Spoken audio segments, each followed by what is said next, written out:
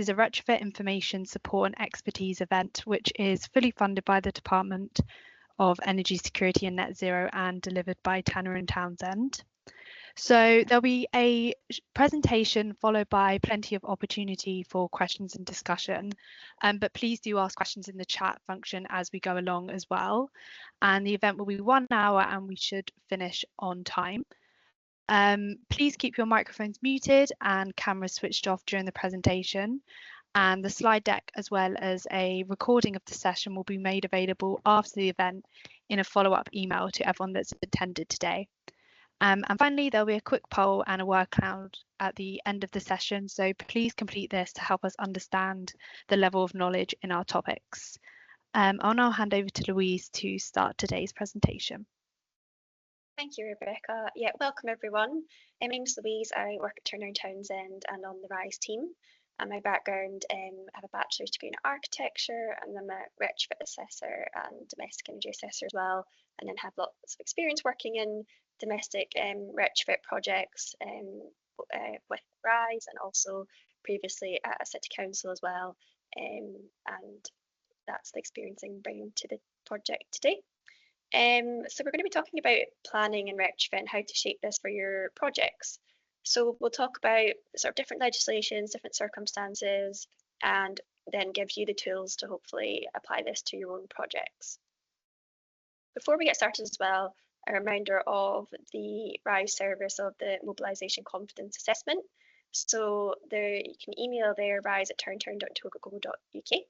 And this is where you can get tailored one-to-one support for a mobilisation action plan. If you've not already engaged with that and you're interested, please do drop us an email and you can be assigned a RISE Delivery Support Manager. So an introduction to planning and what it's all about really.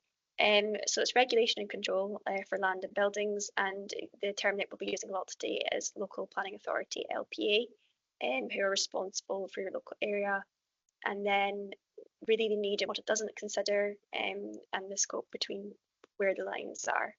And really, when we think about why we actually need this in general, we're talking about getting a balance between progress and preservation. So, buildings still need to be used. You can sometimes see solar panels go on sort of heritage buildings, and there's a lot of conservation aspects have to be taken in consideration, has to be taken to decide whether the benefit outweighs that, to try to get the progress and preservation balance. So there's lots of different influences to how these decisions are made.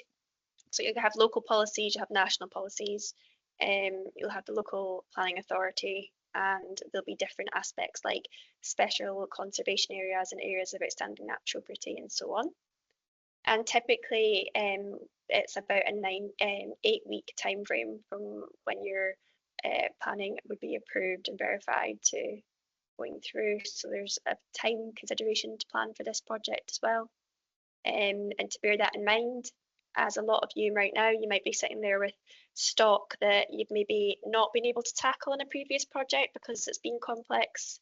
And typically with a grant funding scheme, there is this requirement for them to be done by a certain time, and maybe there's been sort of more simpler wins that you've gone for, sort of low-hanging fruit. You might be now left with a large amount of stock that's slightly more complicated and requires like a longer lead-in time and more specialist review. So hopefully, if you're planning a project through Warm Homes, you've maybe been able to review which stock you want to include and start to think about these planning considerations.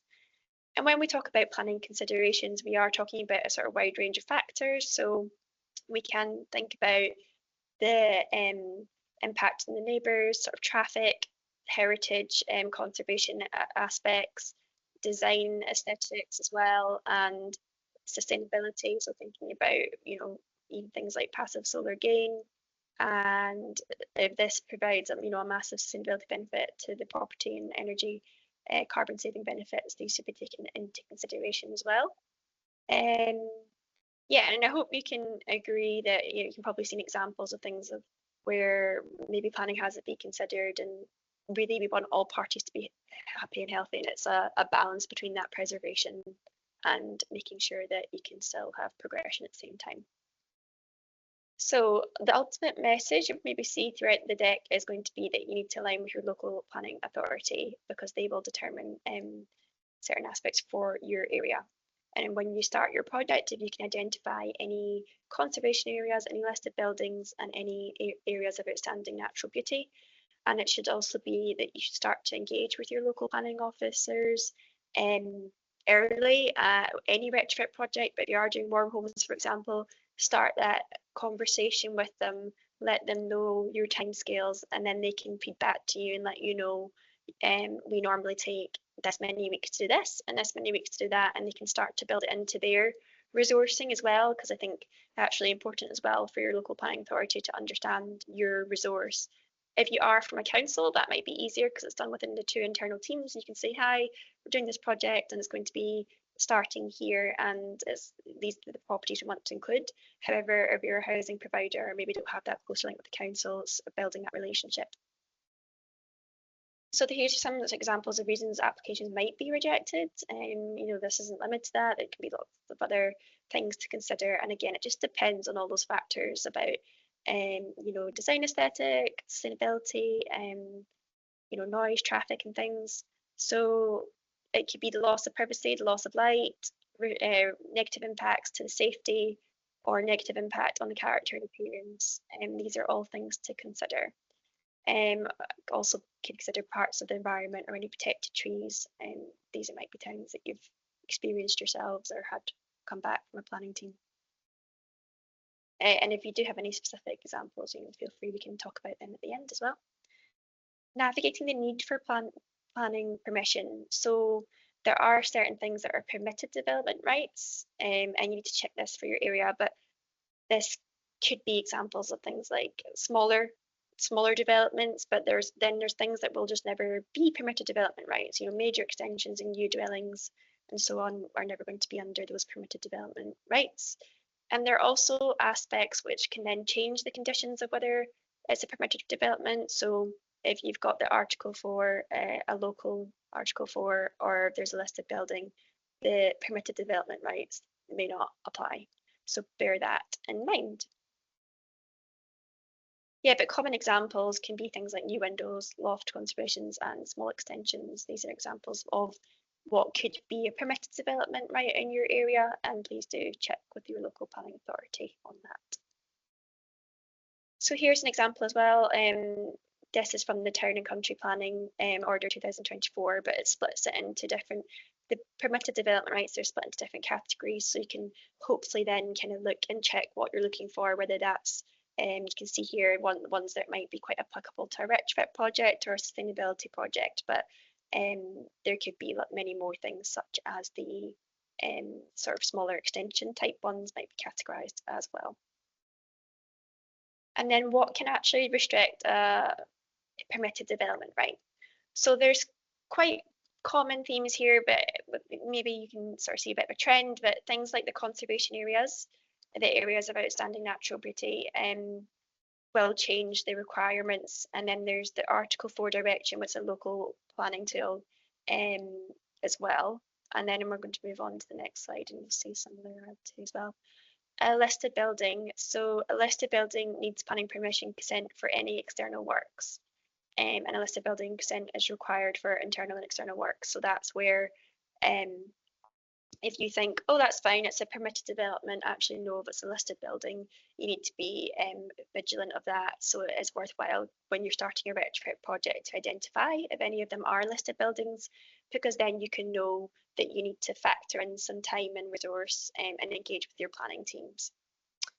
And the previous planning conditions as well. So potential for the conditions to remove the personal development rights for sites. So as you can see, there's just a few common themes to be aware of: conservation areas, areas of outstanding natural beauty, whether the Article 4 direction is involved, and any listed buildings. These are things where that might change the requirement for a permitted development right.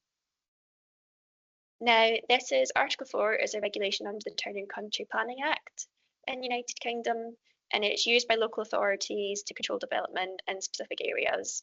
And there's a few different aspects to consider, and you need to engage with the local planning team to see what it's going to be in your area. But if there is an Article 4 directive in your area, it can also impact those permitted development rights. And then what is the impact of this? So this is going to change as well. So you can, when you're doing your project, identify, are the listed buildings as what it falls within any specific heritage areas or areas of outstanding natural beauty, and what is the Article 4 for my area. And some of you might already be familiar with this and you may know back to front and know what your exceptions are, but there could be special exceptions for your area. And then once you actually have something permitted, you get something, a lawful development certificate, and it's for the existing use of development or proposed use of development. There's a small fee for that, but it may change, so just keep up to date with that or ask your local planning authority what the latest cost might be. And now, I'm actually moving through this really quickly, but now we're going to move into a little bit on the measures, and then we'll move into the process of going through a planning application. So then talking about measures, first of all. So internal measures, it says here that they don't usually require permission, but again, just know if you're something like on a list of buildings, then that may not apply. So, but usually things like internal insulation or draft proofing or other smaller improvements might be okay. But if you're in a conservation area or there's an Article 4, then you're more likely to need permission. And for listed buildings, the both internal and external alterations typically require permission. So it's all these nuances that you just need to be aware of. And external changes, we're going to talk about EWI in a moment, but again, it's where it's a listed building and it might impact that. You might then have to go get the planning permission to do that. So please, again, just be conscious and scope the project and put them. And the most practical way to do this, I think, is you know, when you've got your property data on the spreadsheet, have a few columns. Is it in a is it a listed building? Yes or no. Is it in a conservation area? Yes or no. Is it a historic site of special interest, or is it an area of outstanding natural beauty? Yes or no. And that means you can filter and toggle things and sort of filter out, right, which ones of these need to go through planning permission, and that's just the most practical way to do it. Obviously, to make sure you don't have any that go through the cracks. So there are EWI as well. So this is a much more significant measure. So when we're talking about those other measures, things like loft insulation or if it's something internal, you know, it might not affect the character, the appearance of the building, but EWI can actually be quite a significant change. You'll know there's a photo there, but there's so many iconic streets that you see, and they do have sort of that historic or significant interest, which is more protected. So if the property is listed under the Article 4 direction, and if you've got certain types of brickwork, it might even be that you have a local brick that you have to use for your area to be in keeping, because it could be that they you know, mined or quarried or used a specific stone. I know up in Scotland we have a lot of tenement red sandstone or blonde sandstone buildings and things like that. And I think down in the Cotswolds and, you know, things like that, areas like that, they've got a specific stone that they use.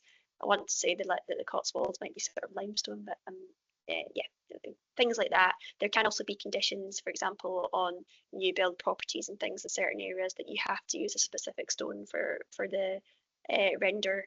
So that's something to be aware of when you're doing EWI. Also, EWI can sometimes, you know, can add on a thickness. It can cover you know, certain architectural detailing. You know, you'll maybe see sort of Victorian or Edwardian or Georgian properties that have these really detailed facades or listed buildings and things like that. You can really just rock up and put EWI. There's going to be some sort of processes to understand what can be done. And then we have, you know, some examples of, you know, say you're planning a retrofit project, you wanted to install an air source heat pump, PV or EWI. So the examples of here, this could be a project that you're working on. You might be doing like 200 homes and some of them fall into each category. So you might think, okay, well, a modern house, you might think that's quite straightforward and that doesn't need any specific requirements. Maybe, maybe not. It actually would just depend on, is it in an area of outstanding natural beauty, for example, or is it in a conservation area? And if it's a listed building, then you are going to need, yeah, an application to go through, and they have their own specific needs. And then we have the actual process and the timeline. So this, I don't know why, it kind of reminds me a little bit of the procurement process in a way, but we talk about pre-application and then, an assessment. So it's almost has quite a similar nature to a lot of things in life, really, that there's a process, there's a timeline. So you'll go to your local planning authority, your LPA, and get pre-planning application advice, so they can advise you whether, for example, is it a permitted development right? It might be that an application isn't needed, and they'll advise you and let you know. And there will be a small cost to process planning applications. So we're going to go into each stage of this per slide. So I'll not say too much in this one, but this is just to let you know there's an overall process that you'll need to engage with the person who's putting it in and the person who assesses it, so your local planning authority, and you'll work your way through this journey, and there's different trigger points, and we are looking at a period of at least 8 weeks, so it's to bear that in mind. So there's the pre-application advice. Yeah, briefly here, just sort of understanding this is about seeing whether the permitted development rights apply, whether it's really like scoping what's actually needed. And your local planning authority will advise you on whether what type of applications are required, if they are required. And again, there will be a small fee, and it will check your local area, and obviously prices can change over the years. And that is because there's paperwork and admin to do and time to spend on this. So do factor that into the cost as well of your project as well, into you've got capital, then you've got any budgets for warm homes, so factor that into the planning and the resource. So you might want to start and say, I'm doing 200 properties and I think that 10 of them will need that, so just bear that in mind for your cost. Then preparation of the actual application itself. So say they've said, yes, you are required to submit an application. This is where you have to do more technical documents and detailed plans, completing a household or application form and any architectural drawings, and the full detail for them to be able to assess it properly. Then you will submit this application. Hopefully everything you have provided in your submission allows them to validate that this is that everything's in order and they can assess it.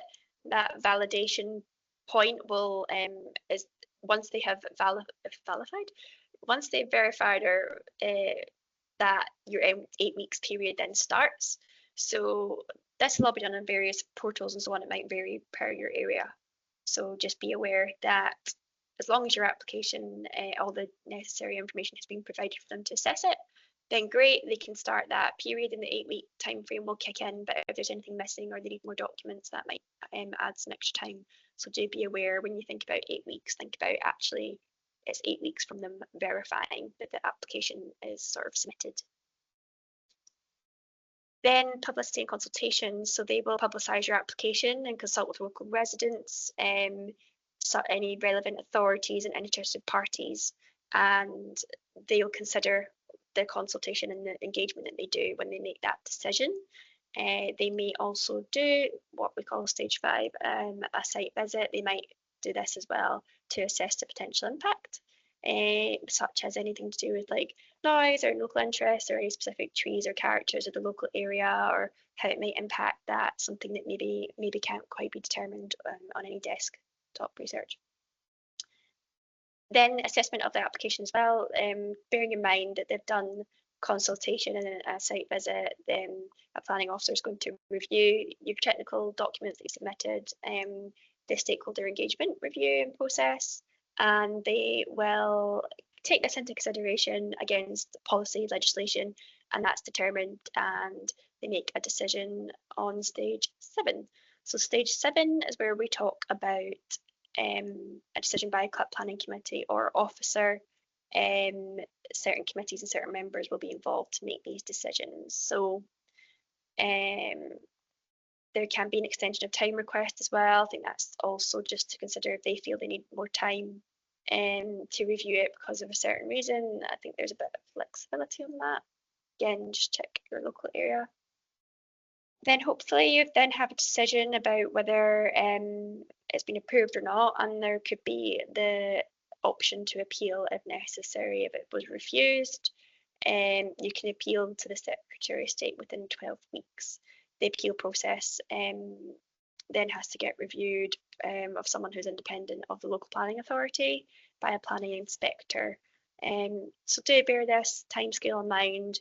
You know, once it's being verified that you've submitted it, then 8 weeks time frame roughly for the decision, and once you get the decision, you've got if you wanted to appeal it, if it was rejected, there's up to whether you have to appeal it within 12 weeks. So just bear that in mind. Yeah, so that really is a summary of this section here, is that there is a process. Pre-application advice is engaging with the local planning authority, understanding whether you know, is it a permitted development right? What situation does it need a planning permission application? Your local planning authority will advise you and whether you need to go down that route or not.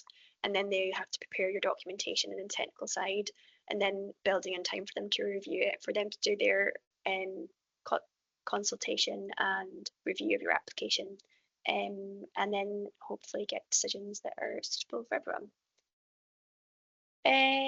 So yeah, that was that part of the session. Now we're going to move on to some top tips for regulation. We have Article 4 direction. So this is important to check whether it applies to the homes in your programme. This could also change whether permitted development rights apply, etc. So it's important to understand that in your area and speak to your local planning officer. Then we have the permitted development rights. So this is where we talked earlier about things like smaller scale, loft installation and so on might be included in your permitted development rights. And that means that, yeah, you might not need to go down the route of a planning application. So that's something to consider. And then things like the conservation area or a listed building can, you know, influence whether those permitted development rights apply or not. So you can do things like checking whether the local council's area of the conservation area, it can come up in a sort of map and highlight these areas and check whether your property falls into this conservation area and flag that on your properties and flag that then into your timescales. So if you're doing a project plan, then consider any properties that fall into that category, any properties that are going to need any planning applications or consider further considerations, add on those extra, you know, 8 weeks for that to be considered and a potential 12 weeks if there needs to be an appeal process. And I think that needs to be factored into conversations with the contractor, understanding how the financial drawdowns of your grant funding can work.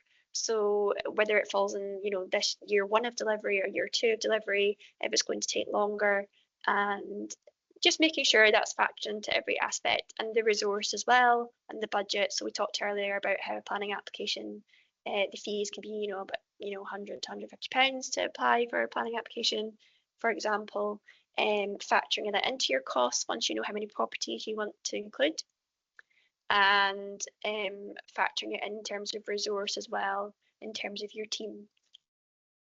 So we have a few tips here as well on preparing an application. So kind of building on some of the conversations is really start early, speak to your planning team. If you're a council, again, this might be easier because you might have an internal team, but if you're a housing association or maybe a contractor, for example, understanding how it all works.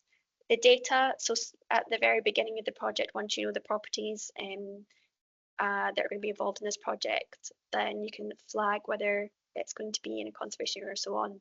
This might be a bit easier if you're working on the SHF programs, because you might know more about that. In the local grant, you know, you might be engaging with these properties for the first time. So this is where it's private sector households. So it might be owner occupiers or private rental properties, and you might be engaging with them for the first time. And you might, you know, never have done any work on that property. So it might be then that's your chance to start that and record whether it's conservation area or not. So planning consultations and the validation importance, so the importance of this. yeah, that's when, if you submitted your technical documents, the local planning authority can review it and verify whether that has been received and it's able to progress. And then that's when the sort of trigger of the 8-week time frame can start. Yeah, consider the cost and time. Again, we just want to make sure that you just don't end up going over budget, or you've not considered this. Or, for example, you've said we're going to do 200 homes, and you're really planning on them being in certain months or at certain times, and it's not until a later stage that you realise that actually a planning permission is actually needed. And by that point, can you then substitute in another home to work around it, or can you shuffle properties around? I think it's the more you can plan this all in advance, and the more you can build it into your project plan and the budget, and making sure your contractor kind of knows, okay, those homes are coming at this stage and these homes are coming at that stage. It's just really important for the project to go smoothly. And considering the visual impact of the surrounding area, this can actually be something, your sort of comms and engagement, resident engagement can start to sort of come through in.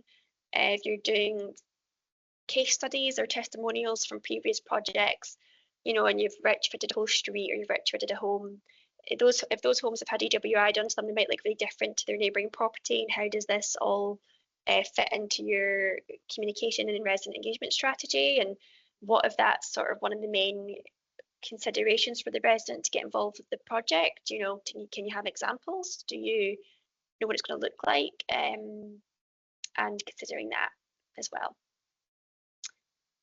And yes, also to remember that any breach of the planning control will be subject to enforcement. So, you obviously don't want to be at that stage. So we want the project all to go as smoothly as possible. We also have some resources and upcoming events to work through. So there's Project Risks on the 16th of May, which is a local grant masterclass. There's PAS 2035, 2023, What's New? It's a Q&A drop-in clinic on the 21st of May. And the biodiversity one, which actually I believe I'm also down to present, is on the 27th of May. And we also have a biodiversity net gain in housing on the 3rd of June. We also have some further resources as well. So we have, you go onto YouTube and there's playlists of different topics. So you can go on to project management playlist, or like a PAS playlist, and resident engagement playlist. And these can be helpful if you need to brush up on a specific topic. I'm going to do a bit of a recap before we move on to questions now, because there was a lot of slides to cover there and we did cover them quite quickly. So I'm going to just give you a bit of a recap.